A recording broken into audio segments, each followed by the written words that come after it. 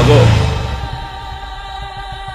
అన్న మీదున్న ప్రేమతో ఆ క్షణంలో ఏదో ఎమోషన్లో కొట్టేసి వెళ్ళిపోయావు.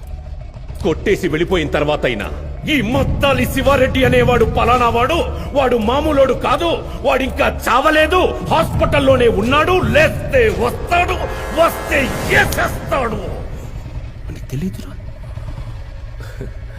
నేను హాస్పిటల్లో ఉన్నప్పుడు నీ గురించి ఏం ఆలోచించానో తెలుసా? శివారెడ్డి నుంచి ఎలా తప్పించుకోవాలి, ఎక్కడ దాక్కోవాలి అని పారిపోయి ఉంటావు. నిన్ను పట్టుకోవడానికి ఎక్కడెక్కడ వెతకాలి, ఎన్ని రోజులని వెతకాలి అని ఆలోచించా.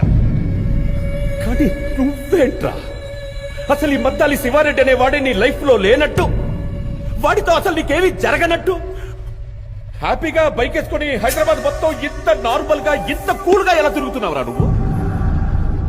ఎవరు సార్ మీరు? ఎవరు సార్ మీరు?